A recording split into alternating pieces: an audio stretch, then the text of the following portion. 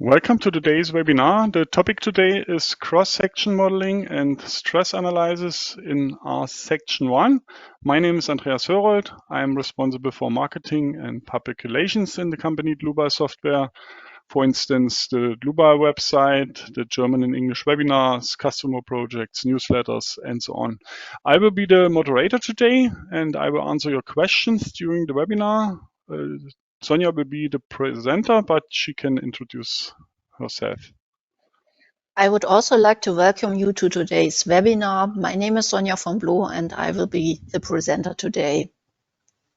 Okay, thank you for your introduction. Then I switch off the webcam that the attendees can see the full screen. For the attendees who participate the first time or the first time with the new application, you can press that button in your menu, and then you can enter a question here. And with this wheel, you can adjust the audio settings if it is necessary. You can also watch the entire webinar and then email your questions and also to info@dlubal.com. To the agenda today. At first, Sonja will introduce the plastic resistance design, the implemented simplex method in our section. And then the following points are more tips and tricks. She will show you how you can connect elements and how you can generate subpanels, how you can consider openings in cross sections, and how you can modify elements. Okay, that should be all from my side. I hand over the screen to Sonja. Just a moment.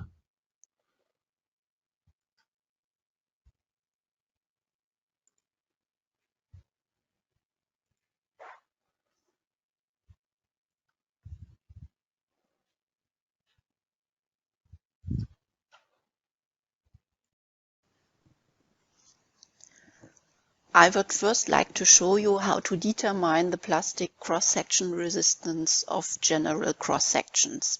I would like to show the plastic analysis using an example. For this, I've already created a file.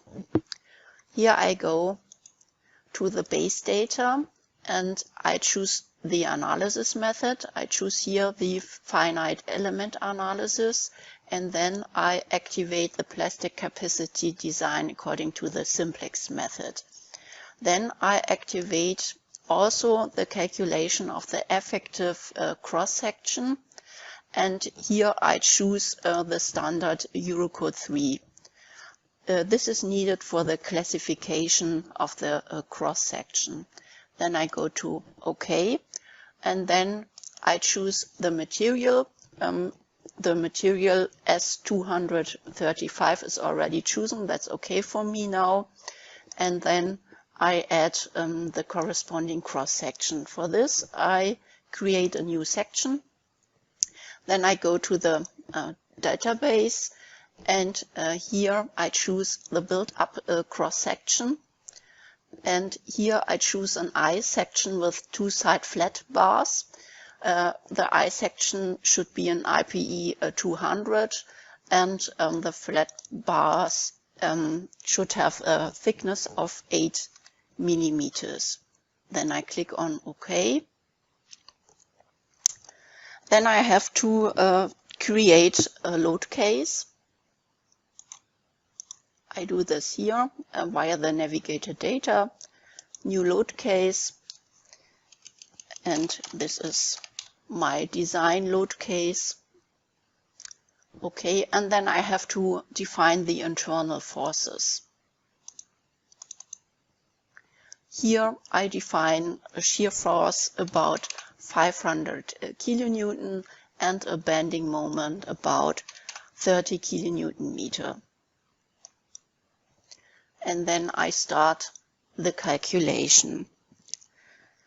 Design using the plastic cross-section resistance is an essential aspect for efficient steel structures. Eurocode 3 provides solutions for combinations of internal forces only for specific cross-section shapes.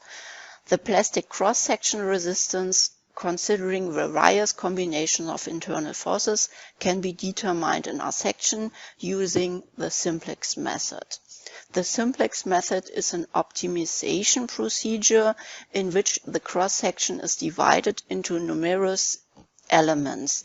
Each element can have a value between the positive and negative yield stress and must fulfill the yield criterion.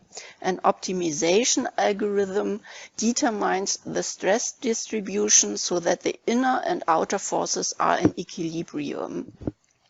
In addition to the variation of the normal stresses, you can simultaneously vary the shear stresses over the cross-sectional area. However, the plastic redistribution of shear stresses only takes place if the elements are defined as well.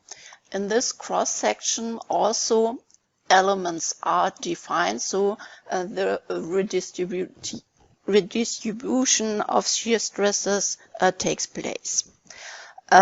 If no elements are defined, the shear stresses are important from a previous elastic design.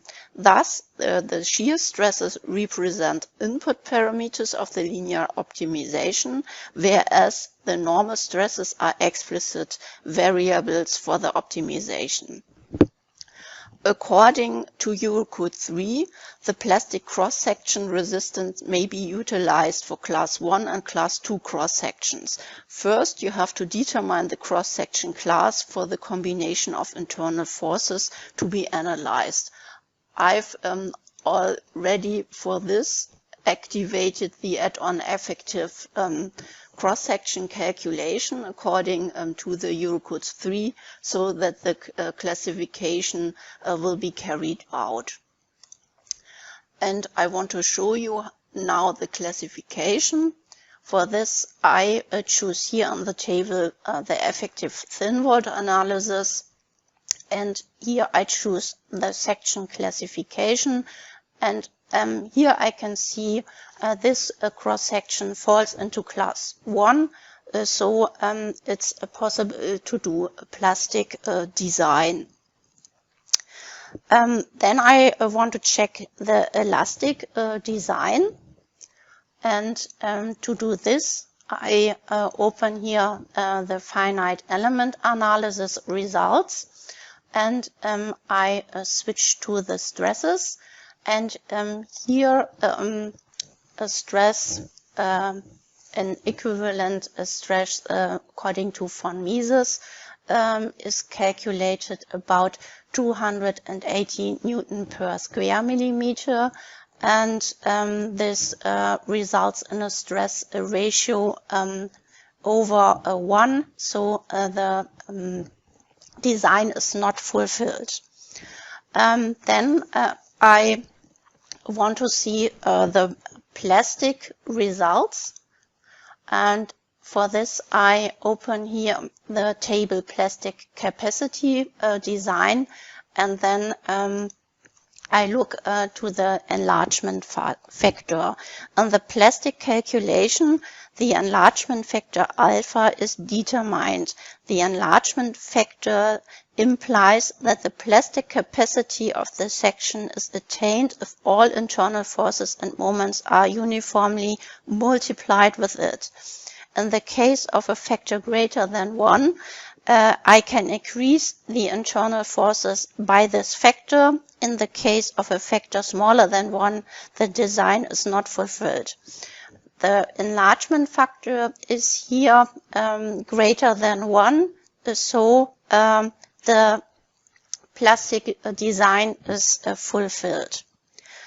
Now I would also like to analyze which enlargement factor would result without the redistribution of shear stresses. This is the solution that is also implemented in shape thin.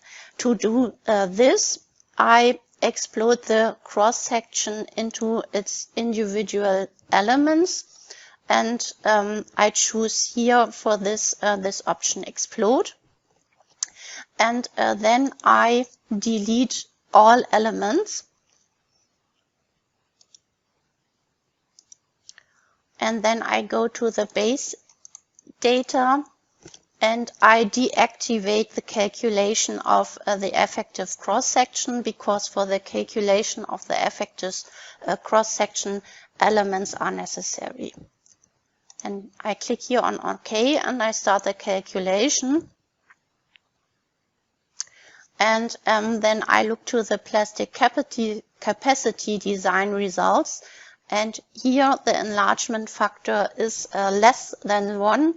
That means that the design is not fulfilled without the redistribution of the shear stresses. Then I want to go to the next topic of the webinar. I would like to explain to you when elements are connected to each other and how this connection can be created.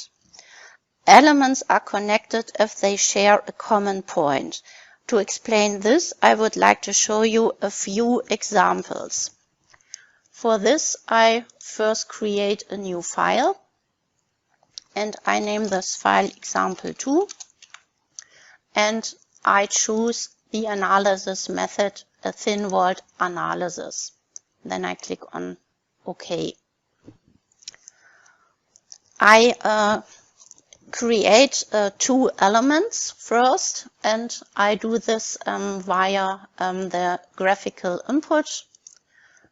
Here I choose a single element. I define a thickness about 10 millimeter, and then I create the first element and then the second element. I want to show also the numbering, and you can see here the element 1 has the points 1 and 2, and the element 2 has the points 2 and 7. Elements 1 and 2 are connected because they share the same point 2 that's here in the middle. I then want to show you another example where 2 elements cross each other. For this, I delete these elements, and I deactivate the option auto connect lines and elements, and I also deactivate the option auto split elements. Then I create the first element, and then a second element that crosses the other element. The elements are not splitted in their intersection point because I've beforehand deactivated this option auto connect lines and elements.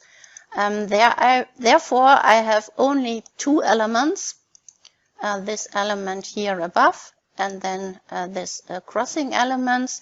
And the elements 1 has the points 1 and 2. The element 2 has the points 7 and 8. So they do not share the same points. Therefore, they are not connected. If I start the calculation, I get a plausibility check error that the part consists of several unconnected elements.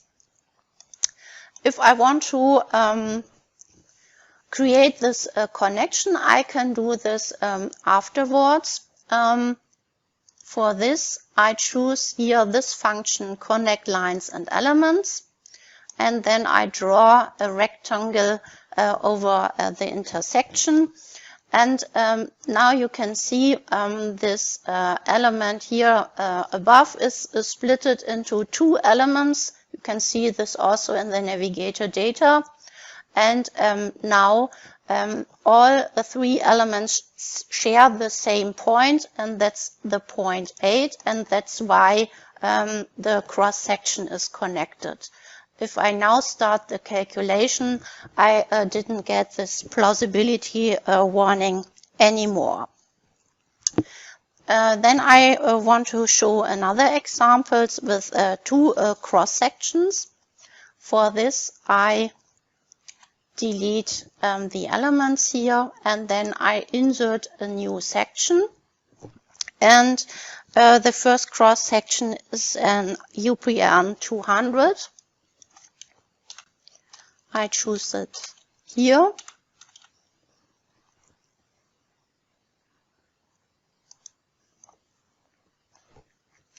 And this cross-section is rotated about the x-axis about 90 degrees.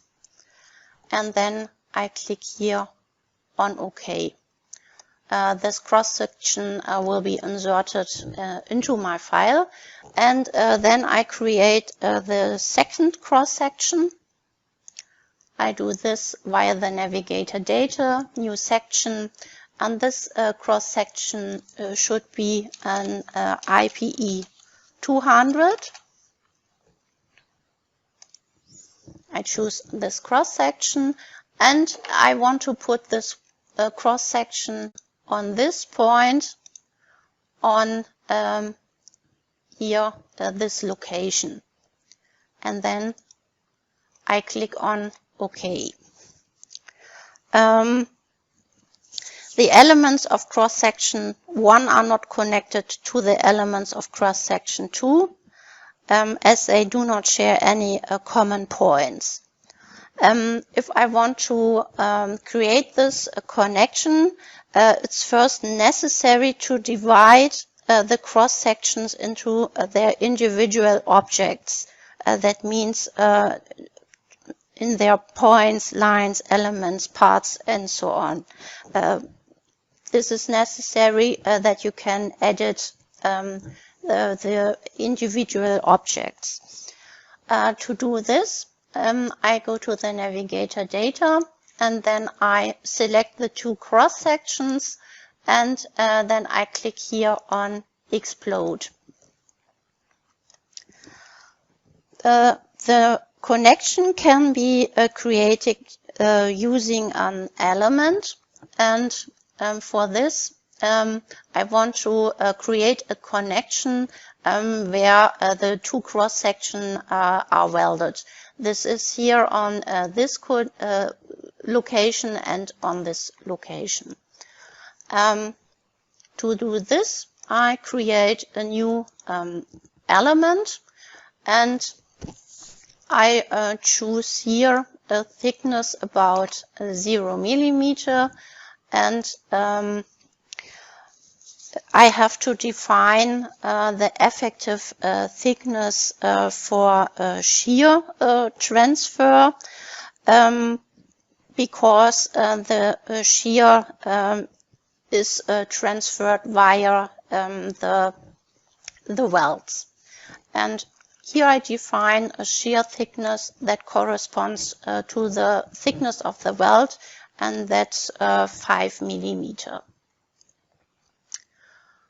Then I create here this connection.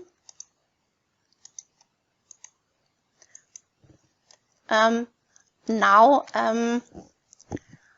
this element is not divided, because here the outer connect lines and elements function is not activated.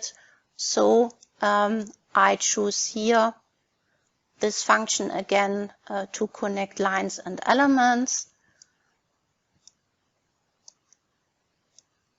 So that here the connection will be created. Now this element, this web, is divided into 3 parts.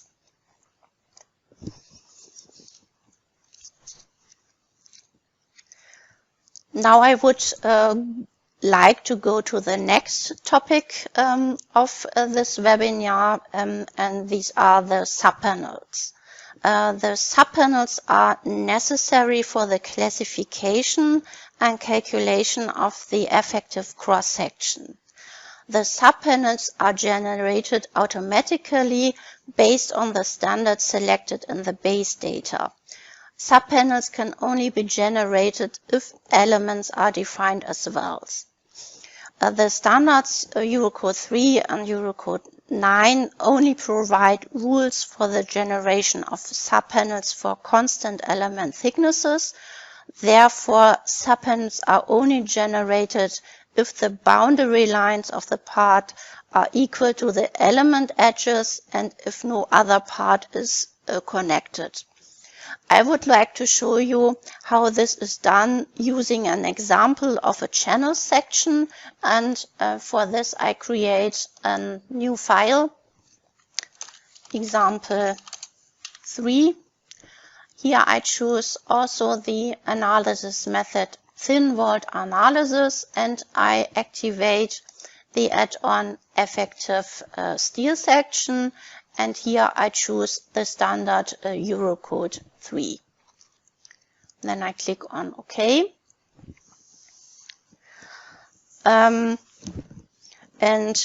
I insert then a channel section from the cross-section library. To do this, I open the library, new section, go to the library, choose here this channel section, and then I explode this channel section in its individual parts by this button. Now this channel section is splitted into its line, its part, and its element. And I want to check the subpanels. And here 3 subpanels are automatically generated based on the Eurocode 3. And these are the subpanels for the web and here for the flanges. If I now move here this point a little bit upwards, I will do this. Here maybe 10 millimeter. Then the subpanel will be deleted. This is because the boundary lines of the part, that this is the boundary lines, is not equal to the element edges. And this is here the element edge, and this is because now the subpanels is not generated anymore.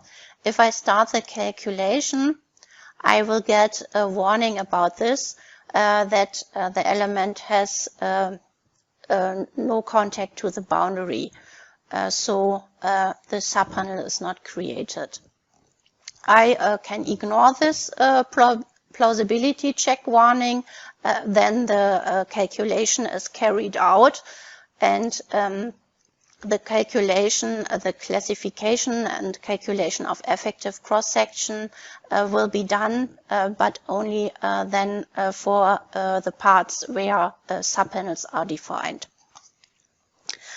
I want to show you also a next example where an I-beam is reinforced with a flat bar on the upper flange.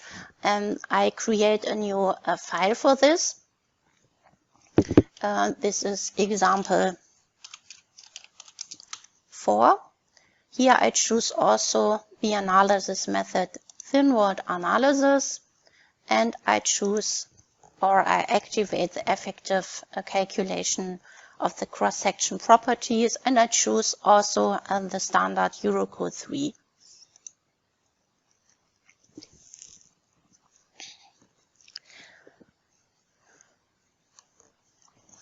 Here I deactivate the auto-connect lines and element function beforehand, because I don't want that the parts of the cross-section will be merged as one part. then I insert the cross sections. To do this, I go to the navigator data, open new section, and the first cross section is an AHB 200.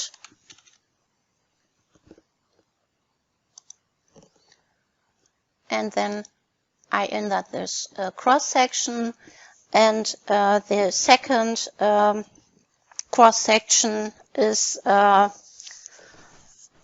flat bar, and I insert this also via the cross section library, new section, open the cross section library, go here to bars, and the width should be 160 millimeter and the thickness 10 millimeter.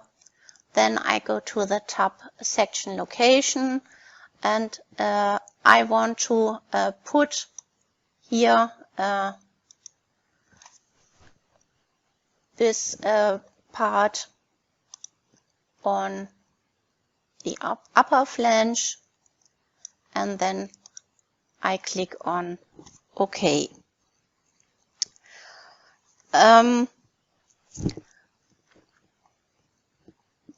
Then I explode the two cross sections into its individual objects. For this, I select the two cross sections, and then I choose here explode because I want to create the connection between the upper flange and the flat bar. To do this, I create an element with a 0 thickness for this, and I choose here the option single. Here I define a thickness about 0 millimeter. I have to define the effective thickness for shear transfer. This should be 5 millimeter. And I forgot, I wanted to activate the auto connect lines and elements beforehand. So I open the new element dialog once again and define here the thickness, and then I connect the two elements where the welds are located.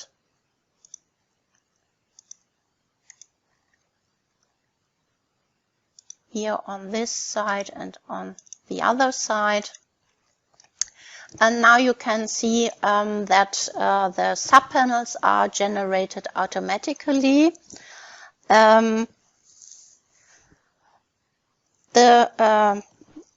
subpanels are not created here in the location where the reinforcement is defined, where the flat bar lays on top of the flange. It's because the element edges correspond to the boundary lines of the respective parts, but the parts are directly adjacent to each other, so that no subpanels are created for the upper flange and for the flat bar. If I want to create subpanels for the flange and the flat bar, a distance between the parts with their elements has to be created. That's because I've deactivated before I explode the cross section into its individual part this option, because I wanted to have the two parts separately, so that I can now move this part a little bit upwards. To do this, I select the part and also the elements, and I choose then the move copy function, and I want to lift it a little bit upwards, about 1 millimeter in the negative direction. Therefore, I put a negative sign, and then I click on OK. Now I see that the subpanels are created here for the flange, but I can see that the subpanels are not created for the flat bar. The subpanel for the flat bar is not created because elements with thickness 0 are not considered when creating supports of the subpanels. You can see it also here. The element with 0 thickness is connected to this point, but this element with 0 thickness is not considered as a support, so therefore you don't have a support here on this location. If I want to have a support there, and if I want to have subpanels for the flat bar, it's necessary to create an element with a thickness bigger than 0. I want to do this now, and for this I delete the elements with 0 thickness beforehand. And then I create here a new element, and I define a thickness that's equal to the thickness of the weld.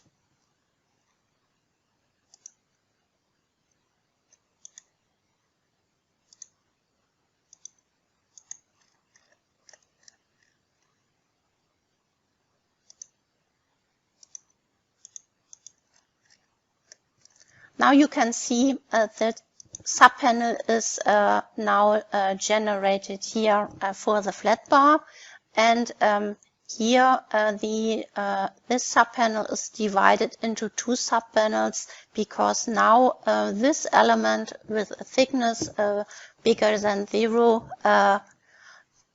is considered as a support. If you only want to create a subpanel for the flange plus the flat bar, it's necessary to merge the parts and create only one element. I've already prepared that here. You can see this in this example. Here I've only created an element with a thickness that's corresponds to the thickness of the element of the flange plus the thickness of the element of the flat bar. And here only one subpanel is created.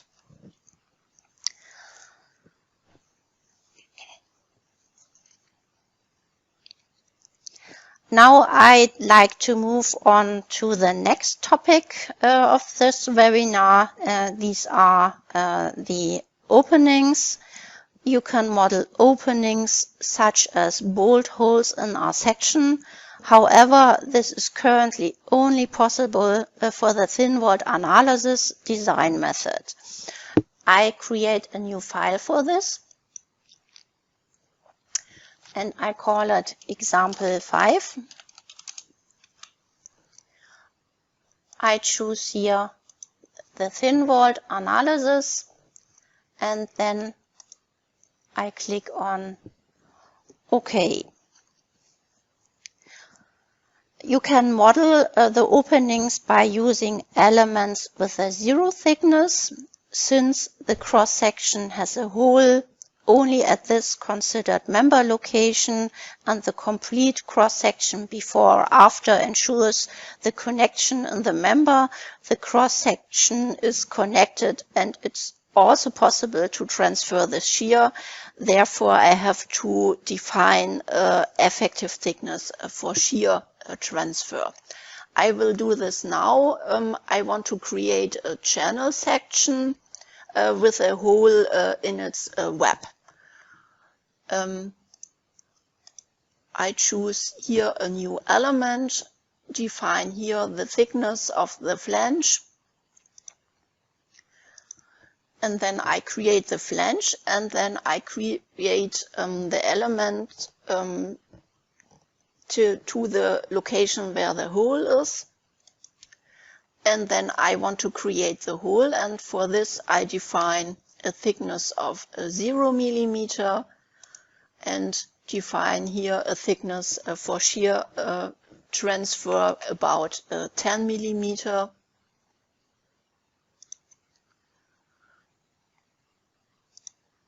And then I create the other part of the web and then the upper flange.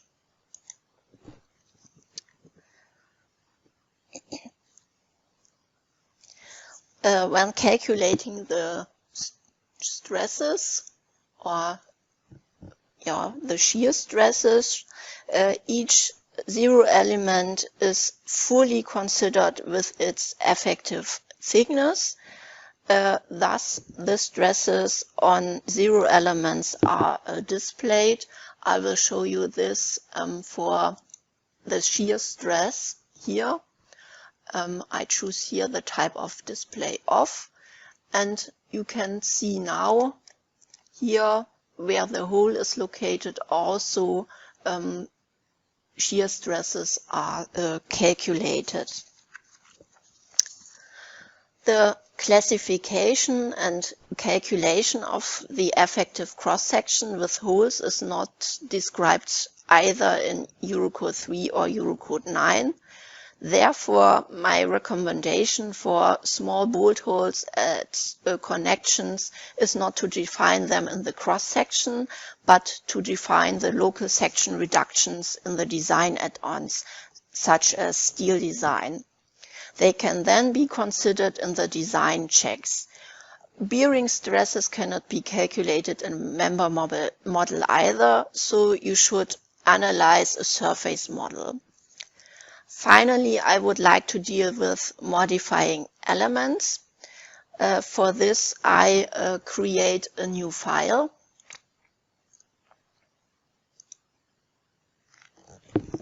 I name it example 6. I choose here the analysis method, thin word analysis, and then I click on OK. Elements must always lie in a part, so that's necessary to create also a part.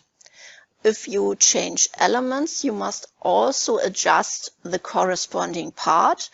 It's necessary to adjust the part because the part is considered in most of the cross-section properties, such as the cross-section area or the moment of inertia, even when analyzing thin-walled structures. I want to show you this on an example. Here I create a flat bar with a thickness of 20 millimeter. I use here the graphical input, and via the graphical input the elements are created and also the corresponding part. And here I choose a thickness about 20 millimeter, and then I create the element with a length of 100 millimeter. And you can see here the element is generated, but also here the part is generated.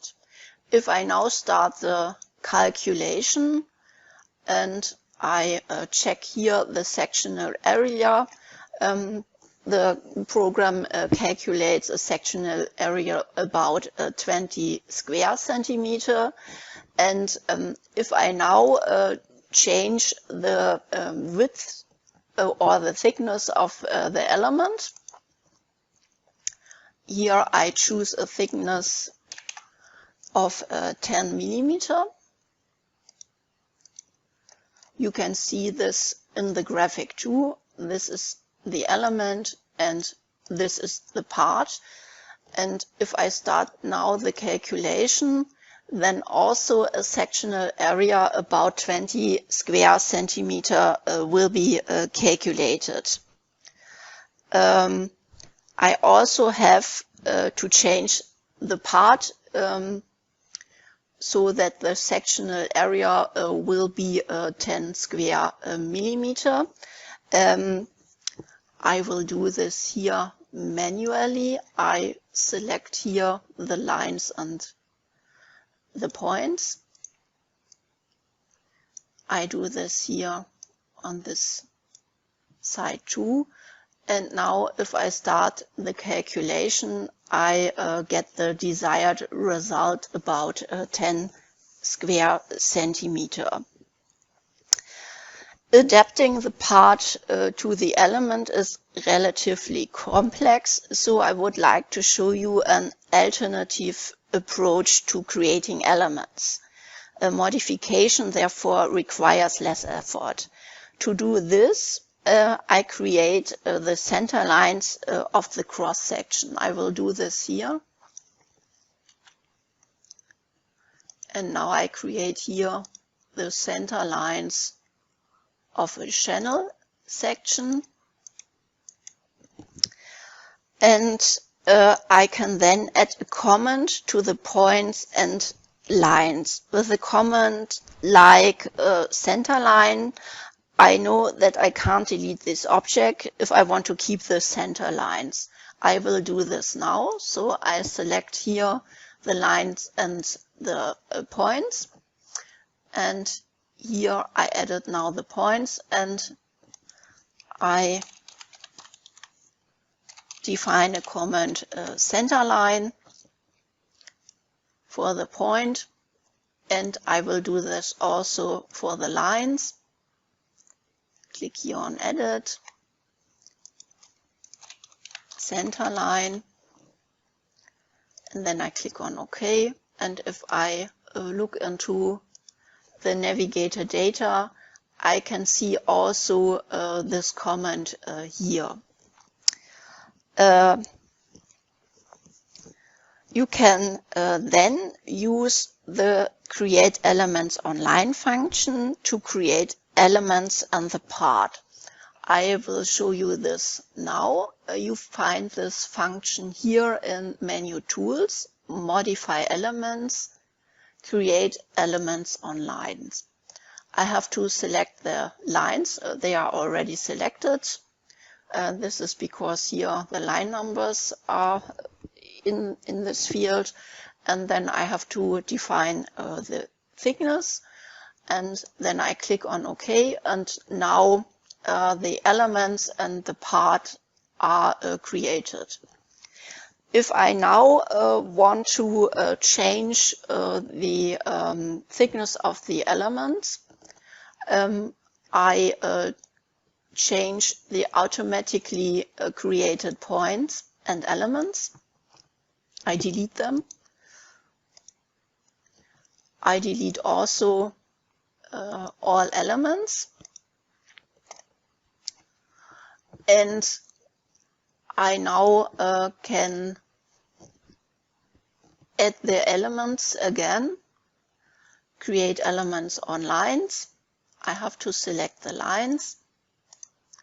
And here I define now the desired thickness. It's also possible to do these modifications via a script. I will show you this too. I create before the center lines.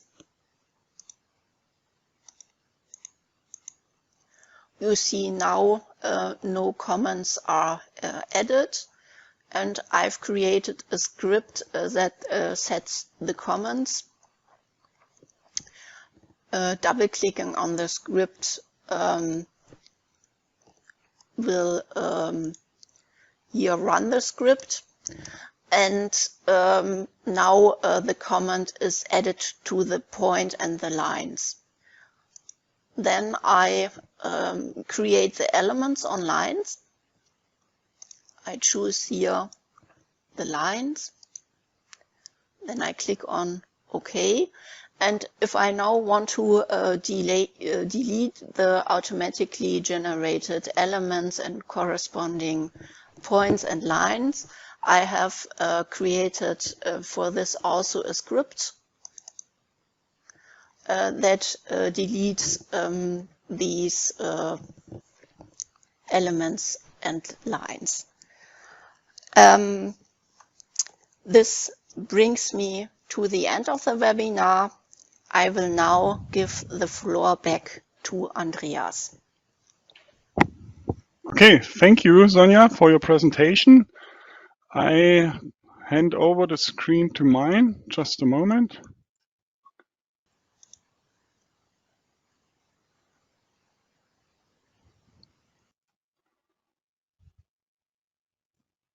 So you should see my screen. Before I will show you the website and to show you where you can find the recording and the models and so on, I would like to give you an offer. You can book your free online appointment anytime. For example, for a product demonstration. You can also ask for a non-binding offer of any of our products. Then just contact our sales team via that link, or you can also scan the QR code. So let me open the website, dlubal.com. Under News and Events, you find the events and then here the webinars. Those are the webinars of the next weeks. Next week, consideration of construction stages. Then the regular webinar about the most frequently asked questions. Then I will present this two-part webinar about the modeling and design of steel structures. The first part is, in my eyes, more for beginners. And the second part for beginners and profis. Okay, that's today's webinar. I click on it. In the next days, you will get an email with a direct link to that page. Also with a link to the attendee certificate. And then you will find the recording in the middle here. You can already find the presentation slides. And if you scroll down, also the models, that you can go through the webinar. Okay, that should be also all from my side. Thank you for your attention. I hope we meet each other in the future webinar. Have a nice day and bye-bye.